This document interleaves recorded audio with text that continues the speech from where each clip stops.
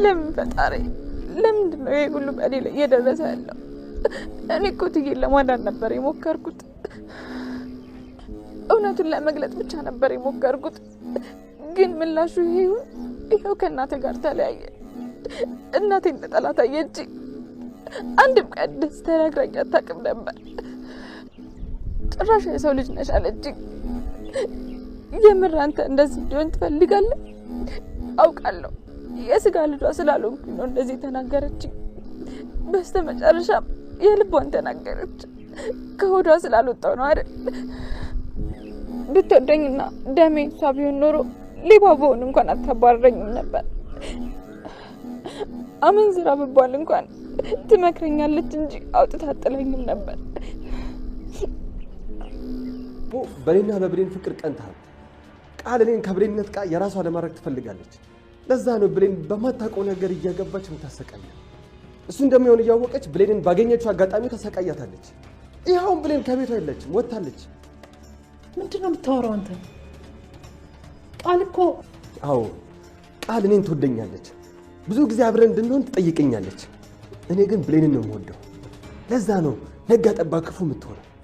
ይህን በቃ ብሏት ዛሬ ደግሞ ለብሌን እናት መጥፎ ነገር ነገረቻት። ከዛ እናትና ልጅ አጣላች። ይኸው ብሌናው መንገድ ላይ ወድቃለች።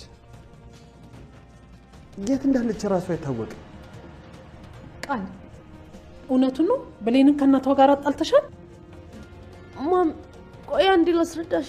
እንደሱ አይደለም። እውነቱን ነው ወይ? እናትና ልጅ አጣልተሻል? አዎ፣ ግን ራሷ ናት የጀመረችው። ዝም በይ አንቺ ጨካኝ! እንዴት እንዲህ ታደርጊያለሽ? በተለይ ለብሌን ህይወት ከባዱን አባታለች። እንደ ብሌን እንደ ዛሬ ብሌን አሳዝናኝ ራሱ አታውቅም። አንዳንዴ ዘመድ ሳይኖራችሁ ሲቀር የፈለገ ሰዎች ቢወዷችሁ ባዳ መሆናችሁን ቀን ጠብቀው ይነግሯችኋል። ልክ ስታስከፋቸው ባዳ እንደሆናችሁ የእነሱ ልጅ የእነሱ ስጋ እንዳልሆናችሁ ይነግሯችሁና እንግዲህ ልክ እንደ ብሌን ባይተዋር ትሆናላችሁ። እና ብሌን በጣም ነበር ብታሳዝነው። እንግዲህ ለሰላም እውነቱን እናገራለሁ ብላ በተነሳችበት አላማ ላይ ሌላ እንቅፋት ብሌን ደርሶባታል። ብሌን የጻፈችውን ወረቀት እንግዲህ ከቃል እንደምንም ደባብቃ ከስንት ጊዜ በኋላ ሰላም ሳታይ ብላ ወደ ሰላም ቦርሳ ልታስቀምጠው ስትል እዛ ቤት የምትኖረው የቃል ጓደኛ ሄለን ታያትና እንግዲህ ቦርሳሽ ውስጥ እቃ ልትሰርቅ ስትል ያስኳት በማለት ከሰላም ጋር ልታጣላ ስትሞክር አይተን ነበረ። እሱን ነገር እንግዲህ ሰላም እሷ እንደዛ ታደርግም ብላ ብታልፈውም በቀጣይ ቀን አሁንም እንደተለመደው ይህን ወረቀት ጃኬቷ ውስጥ ለማስቀመጥ ስትሞክር ነበረ ሰላም የደረሰችባት። ሰላም እንግዲህ ከደረሰችባት በኋላ ምን እያደረግሽ ነው ስትላት፣ አንቺ ሌባ፣ ትላንትና ሄለን ስትነግረኝ ማመን ነበረብኝ፣ በጣም ባለጌ ነሽ ስትላት፣ እንግዲህ ብሌን እንደዛ ለማድረግ ፈልጌ አይደለም፣ እኔ ሌባ አይደለሁም በማለት እየተርበተበተች እያለ የያዘችውን ወረቀት ሰላም ትነጥቃትና ይሄ ደግሞ የምን ወረቀት ነው? አንቺ መቼም ጉድሽ ማለቂያ የለው እያለች ወይ ወረቀቱን ወስዳ ታነበው ወይ የልጅቷን ወረቀት ከእጇ ላይ አለመውሰድ ጥሩ ነበረ። ሰላም በጣም ነው የምታናድደው። ሲጀመር ነገሮችን እያወቀች እንዳላወቀች እንደ ጅላጅል ያደርጋታል። ከብሌን ይልቅ አንድ ቀን እንኳን ማታውቃትን ሴት ስታምን እናያታለን። ብዙ ጊዜ ቤቷ ሰርታለች ብሌን፣ አዲስ አይደለችም።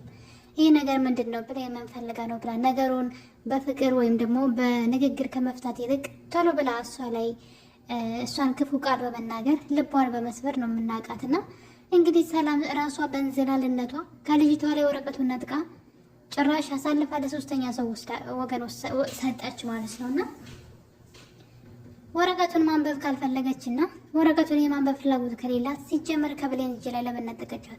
ከብሌን የነጠቀቻትን ወረቀት ለማንበብ እየሞከረች እያለ ቃል መታ ከእጇ ላይ ነጠቀቻት። እናቴ ናት ብላ እንኳን አላከበረቻትም። እና ቃል ደግሞ ደብዳቤው የእሷ እንደሆነ ስለገባት ነው። እዚህ ቀደም ስትጽፍ ደንግጣ ብሌን እንግዲህ ከራሷ ውስጥ ይህን ወረቀት ስትጽፍ ድንገት ቃል ትገባባትና ብሌን ወረቀቱን ትደብቀዋለች። እናም በቢላ ሁሉ እያስፈራራች ነበረ። ወረቀቱን አምጪ ለኔ ያለዛ ገልሻለሁ ብላ ስታስፈራራት ብሌን ደግሞ አልሰጥም ብላ ነበረ። ድንገት ነው ዳግም ደርሶ ያዳናትና ከዛ እንግዲህ ብሌን ወረቀቱን በሌላ በመቀየር ወረቀቱን አስቀይሳ ነበረ። ቃል ድጋሚ እንዳትጠይቃት ስለ ወረቀቱ ሌላ ወረቀት አዘጋጅታ በመያዝ ቃል ደግሞ በድጋሚ ወረቀቱን ትነጥቃትና ስታየው እንግዲህ ስለ ዳግም ነው የጻፈችው። ዳግም እንደምትወደው ብቻ የፍቅር ደብዳቤ ነበር የጻፈችውና በዚህ ነገሩን አረሳስታ ቀን ጠብቃ ለሰላም ልትሰጣት ስትል ከአንዴም ሁለቴ ሊሳካላት አልቻለም። እና ከዚህ ምን እንደተማርኩ ታውቃላችሁ? አንዳንድ ሰዎች አሉ ልትረዷቸው ስትፈልጉ ችግር የሚሆኑባችሁ፣ ልክ እንደ ሰላም አይነት ሰው ማለት ነው። ስንት ነገር ከፊቷ እየተደረገ ቤቷ ውስጥ ብዙ ነገሮች እየጠፉ እያየች የማይመስል ነገር እየተደረገባት፣ ለምሳሌ ሄለን መታ እዛ ቤት ስትኖር ትኑር ብለው ማለት በቀላሉ ቃል ራሱ ከየት መጣች ብላ እንኳን አትጠይቅም እንዴ? ማን ያመጣት? ማን ያሳደጋት? እስኪ አሳዳጊዎቹ የት ናቸው ብላ እንኳን አትጠይቅም። ዝም ብላ የሚደረግባትን ድራማ ሁሉ አሜን ብላ ትቀበላለች። ወንድሟም ልጅቷ ልጅ ተብዬዋም ሲሰሩባት የምታዩት ሲሰሩባትን ድራማ አይደለም። አሁን ለምሳሌ ሄለንን ከዚህ ቤት አስወጣታለሁ የታባታ ዱርዬ ናት ምናምን ብሎ አቶ በኃይሉ ሲነሳ ቶሎ ብላ እንግዲህ ቃል በኃይሉ ብላ ትጮህበታለች እና ንግግሯ ራሱ የሚደብር እንደሆነ የብልግና እንደሆነ ልክ እንዳልሆነ ሰላም ታውቃለች። ወዲያው ሀሳብ ውስጥ አስቀይረው እንግዲህ ስለ እኔም ስለ ማመም ስለ አንተም ታውቃለች እና ተወጋ። ታዲያ እዛ ቤት ምን ትሰራለች? አያችኋ ምንድን ነው ብላ ሰላም መጠየቅ አትፈልግም። ሌላው ቀርቶ የአልማዝን አሁን ገድላለች፣ እንግዲህ በእሷ ቤት ሞታለች። ነገር ግን ቃል ናት እንደዚህ እንድታደርጉልህ ያደረገቻት አይደለ? ለምንድን ነው የውሸት እናት ለብሬን ልታመጭ የቻለችበት ብላ ነገሩን አላጣራችም። ምንም ነገር በቃ ዝም ብላ አደባብሳ ነው የምታልፈውና ብሌን ላይ ሲሆን ግን እንዴት እንደምጠነክርባት እንዴት እንደምትቀያየርባት እና ቆም ብላ እንኳ እውነትን ማዳመጥ ራሱ አትፈልግም። እንግዲህ በዚህ የተነሳ ወረቀቱን ቃል ትነጥቃታለች ከእናትየዋ። ብሌንም የግሌ ወረቀት ነው አታንበቡብኝ መልሱልኝ ብትልም እዚህ ጋም የብሌን ጥፋት አለበት። ወረቀቱን ሳትቀበል እዛ ቤት መውጣት አልነበረባትም። እሷ ግን ወረቀቱን ቃል ወሰደችው። መልሽልኝ ስትላት አላነበውም ግን እኔ ጋር ነው የሚቀመጠው አለቻት። መብት የላትም አይደለ? እሷን ወረቀት የመውሰድ የፈለገ ሰራተኛ ብትሆን ንብረትነቱ የሷ ነው እና ወረቀቱ ሳትቀበል ነው እንግዲህ አንድ ቀን እውነቱ ይወጣ ነው፣ እውነት ተደብቆ አይቀርም፣ ቃል ጠብቂ ብላት ሄደች። እንግዲህ እናትየዋ ደግሞ የሰላም ማለት ነው የቃል እናት ብሌንን አባረራታለሁ ስትላት እናትየዋ ለምን እንደምታባረሪው እኔ እንጃ አንቺ አይደለሽም ስልጣን ያለሽ የማባረር በዛ ላይ ምን አጠፋች ብላ ስትከራከርላት አላየውም። ስታባረራት ዝም ብላ ነበር ያየችውና እንዴት በሰላም እንደተናደድኩባት እኔ አይዶ ነው ብቻ ልጇ ስለሆነች መሰለኝ ከሷ ላይ የምትበረታባት። ነገር ግን የብሌን ነገር በጣም ነው ያሳዘነችኝ።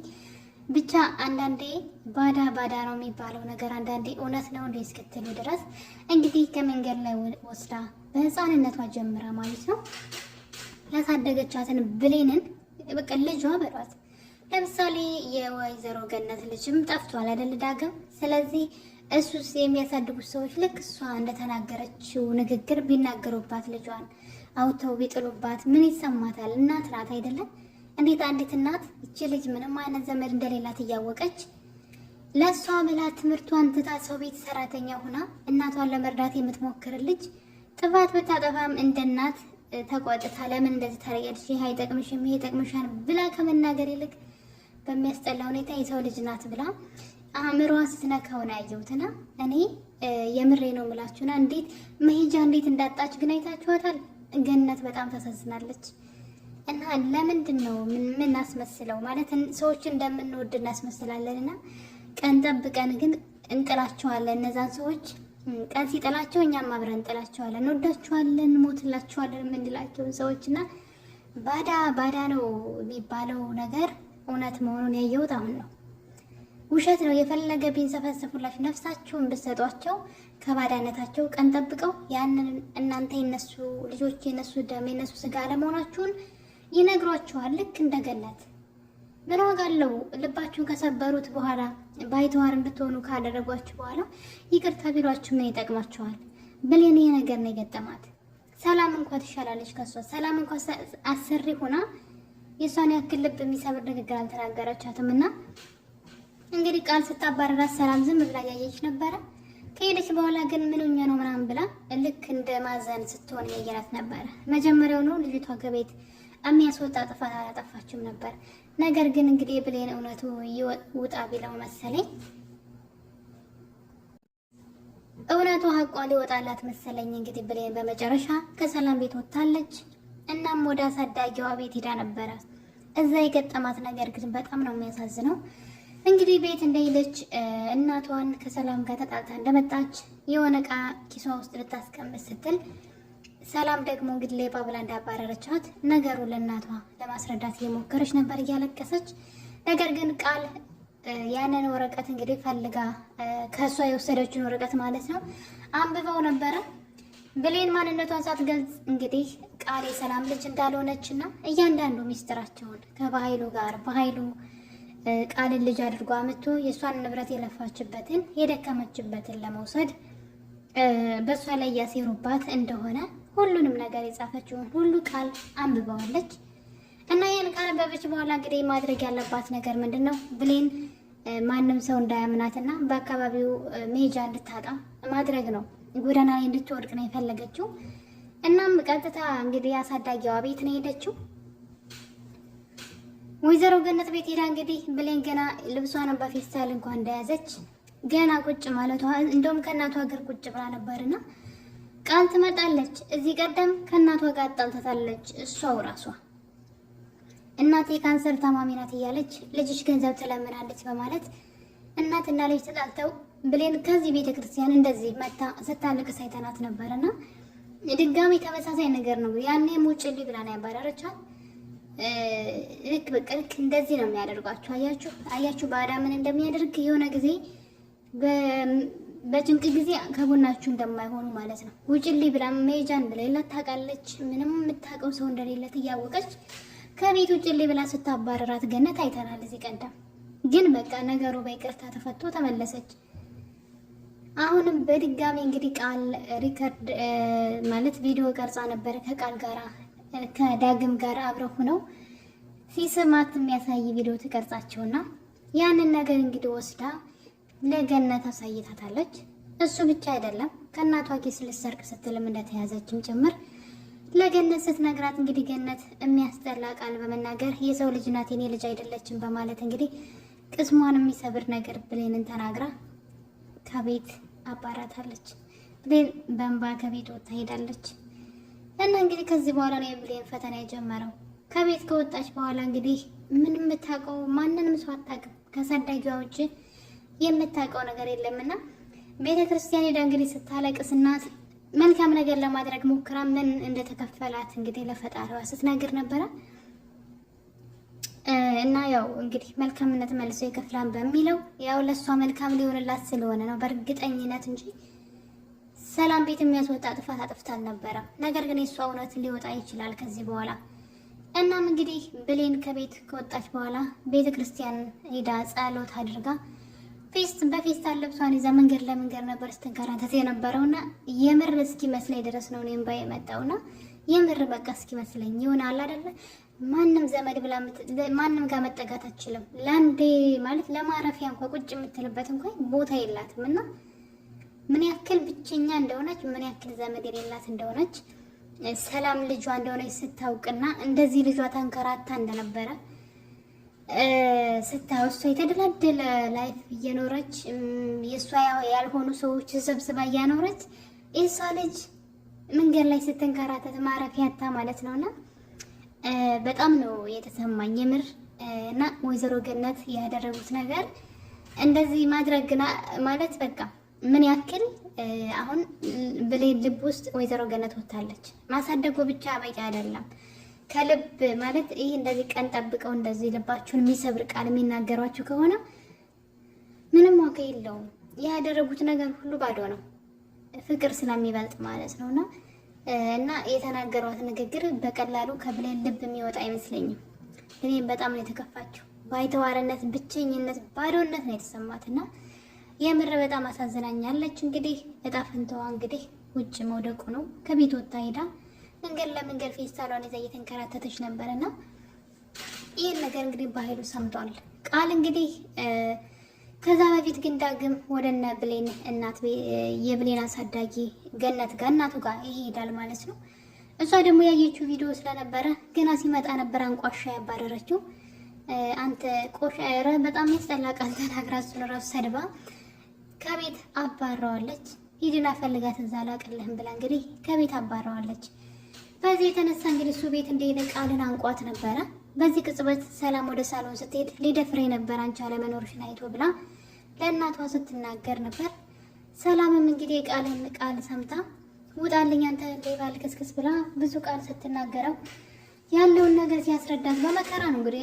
ሰላም እውነት ምናምን ማዳመጥ አትወድም። በጣም ጭፍን ሰው ናት። በጣም ሲበዛ ማስተዋል የሚባል ነገር እንግዲህ ያየውባት አይደለም። ብታስተውል ኑሮ ልጇ ይሄን ሁሉ ጊዜ አብራት እየኖረችና የብሌንን ታሪክ እያወቀች የማናት ልጅ ብላም ለመመርመርና ቃል ልጇ አለመሆኗን በብዙ ነገር ማወቅ ትችል ነበረ። ነገር ግን እሷ በፍጹም አይኗን መግለጥ አትፈልግም። በዚህ የተነሳ እንግዲህ የገዛ ልጇ አሁን ላይ መንገድ ለመንገድ እየተሰቃየች ትገኛለች። እናም ቃል ያደረገችውን ነገር ሁሉ እንግዲህ ዳግም ለሰላም ነግሯታል። ሰላም ይህን ነገር ከሰማች በኋላ ብሌንን ለመፈለግ ከዳግም ጋር ከቤት ወጥተዋል። ከረፈደም በኋላ ደግሞ እንግዲህ የብሌን አሳዳጊ የሆነችው ገነት ማለት ነው ወይዘሮ ገነት እንደገና ቆጭቷት እሷን ፍለጋ ወጥታለች። ምን ዋጋ አለው? ልቧን ከሰበረች መጥፎ ቃል ተናግራ ባዳ እንደሆነች ከነገረቻት በኋላ ፈለገቻት አልፈለገቻት ለብሌን ምንም ነው ምንም። እና እንግዲህ በዚህ መሀል ግን ብሌን ሌላ ችግር ገጥሟታል። አቶ ባይሉ አሁን ላይ መንገዱ ላይ እንቅፋት የሚሆኑ ሰዎችን እያስወገደ ይገኛል። ከነዚህ መካከል እንግዲህ አንዷ ብሌን ናት ምስጢራቸውን የምታውቅ፣ ሁለተኛው ደግሞ ሳሚ ነው። ሳሚን እንግዲህ በሰው አስደብድቦታል። በዛ ላይ ለቃልም እየተዘጋጀላት ያለ ይመስለኛል።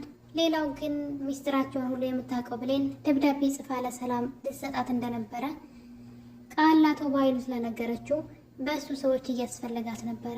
እነ ሰላምም ሊፈልጓት ሁሉም ሰው ሊፈልጋት ቢወጣም ብሌንን ነገር ግን ቀድሞ ያገኛት የአቶ ባይሉ ሰው ነው።